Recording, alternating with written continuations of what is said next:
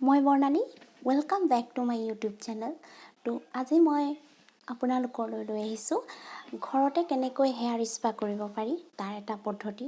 তো ঘৰতে আমি যদি মাহৰ মূৰত বা 20 দিনৰ মূৰত বা 15 দিনৰ মূৰত যদি হেয়াৰ স্পা কৰিব পাৰোঁ, চুলিকোছা যথেষ্ট ভাল ফল পাব আপোনালোকে নিজে। তো মোৰ যদি ভিডিঅ'টো ভাল লাগে তেন্তে নিশ্চয় আপোনালোকে কমেণ্ট কৰিব, লাইক কৰিব, শ্বেয়াৰ কৰিব আৰু নেক্সট মই য'ত পাৰোঁ আপোনালোকক যদি টাইম পাওঁ ভিডিঅ' দি থাকিম। তো আপোনালোকে সেয়া চাবৰ বাবে আপোনালোকে মোক ছাবস্ক্ৰাইব কৰিব লাগিব। কিন্তু যদি ভাল পায় তেতিয়া ছাবস্ক্ৰাইব কৰি থ'ব। নেক্সট ভিডিঅ' লৈ আহিম, ঠিক আছে? তো মই এতিয়া চুলিকোছাটো ধুই আহিছোঁ। তো হেয়াৰ স্পা কৰিবৰ কাৰণে কি হৈছে, প্ৰথমতে আপুনি চুলিকোছা যিহেতু ধুই আহিব লাগিব, ধুই পেলাই চুলিকোছা শুকুৱাব লাগিব। শুকুৱাৰ পাছত মই আপোনালোকক দেখুৱাই আছোঁ কি কি লাগিব। মই লৈছোঁ ল'ৰিয়েলৰ repairing cream bath hair spa আৰু তাৰ পাছতে লোৱা হৈছে ষ্ট্ৰিটছৰ চিৰাম। আৰু এটা বস্তু ল'ম, সেইটো হৈছে ভিটামিন ই কেপচুল।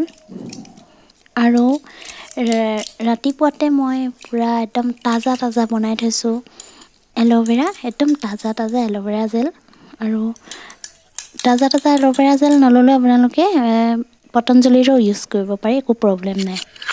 তো ইয়াক ভালদৰে এনেকৈ মিহলাই লোৱা হৈছে।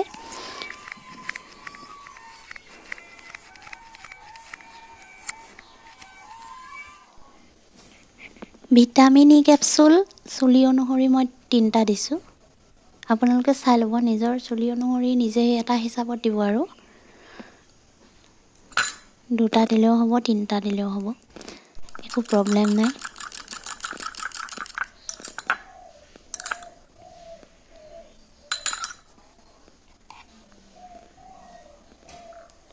চুলি অনুসৰি মই স্পা ক্ৰীমো দিছোঁ, বেছি নিদিওঁ যিহেতু মোৰ চুলি বহুত নহয়, মোৰ চুলি যথেষ্ট তাকৰ চুলি, সেইকাৰণে আচলতে স্পা কৰাটো বহুত জৰুৰী।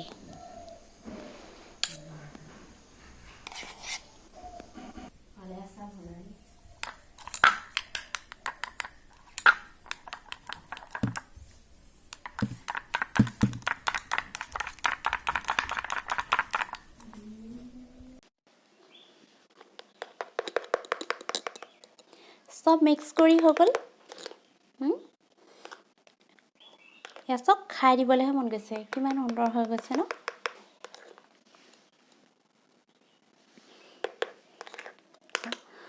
এতিয়া মই এখন কাপোৰ যিহেতু গাত লগাই লৈছোঁ, কাৰণ ফূৰ্তিত লাগি যাব ন। তো তেতিয়াহ'লে ঘৰত আৰু বেলেগ মানুহ নাই, চববোৰ বিজি, কোনে মোক কৰি দিব? এতিয়া নিজে কৰিব লাগিব। সেইকাৰণে কি কৰিম, ৰ'ব দেখাই আছোঁ কি কৰিম। সুন্দৰকৈ দেখা পাইছে, ঠিক আছে? তো ষ্টাৰ্ট লৈছোঁ।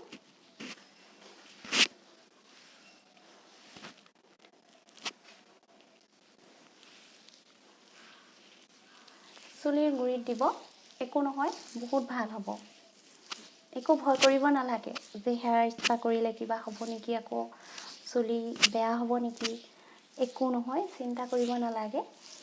চুলি স্মুথ হ'ব, চিল্কি হ'ব, আৰু কিমান যে কি হ'ব আপোনালোকে নিজে এবাৰ ট্ৰাই কৰিব।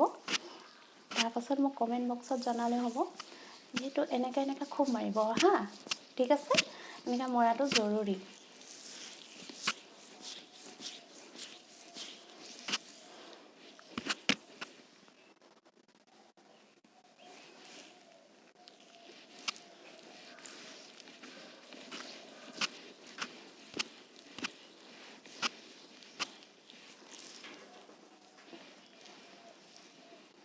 এই গোটেই মাৰি এনেকৈ এৰি দিম, ঠিক আছে? হৈ গৈছে। ইয়াৰ পাছত কি কৰিম, ইয়াৰ পাছত লাহে লাহে মূৰটোত এনেকৈ চুলিয়ে দুখ পোৱাকৈ নহয় দেই, এনেকৈ লাহে লাহে চুলিয়ে দুখ পোৱাকৈ নহয়, লাহে লাহে এনেকৈ অকণমান মাছাজ কৰিম।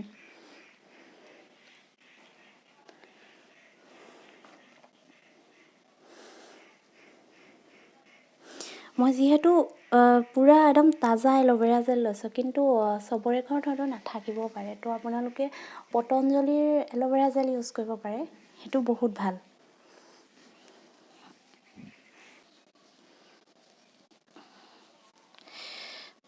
চেপি লৈছোঁ গৰম পানীত দিয়া টাৱেল।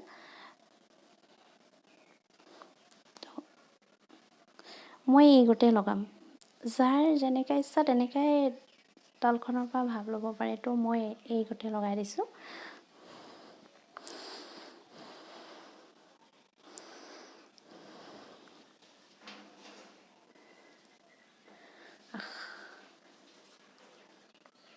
ঠাণ্ডা দিনত খুব আৰাম লাগিব, কৰি চাব।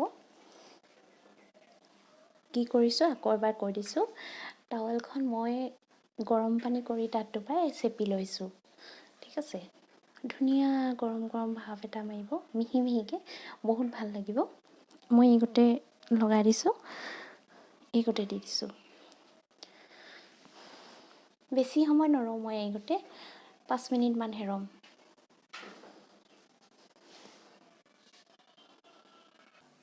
(45 মিনিট সময় মই ৰখিলোঁ। যিহেতু মোৰ চুলিকোছা বৰ এটা ডাঠ নহয়, আপোনালোকে যিহেতু দেখিছে বহুত পাতল চুলি, তো 45 মিনিটত একদম ধুনীয়াকৈ শুকাই গৈছে। তো এটা কথা মনত ৰাখিব যে স্পা কৰা দিনা মানে ধুওঁতে কোনো যাতে শ্বেম্পু ইউজ নকৰে, অকল সোডা পানীৰে ধুনীয়াকৈ মোহাৰি মোহাৰি চুলিকোছা ধুব। তাৰপাছত পাছদিনা ধুই দিলে হ'ব শ্বেম্পু দি। স্পা কৰাৰ পাছত এতিয়া যিহেতু চুলিকোছা অলপ ডাঠ ডাঠ লাগিছে, কিন্তু দেই চুবলৈ সেইটোত ভয় খাব নালাগে।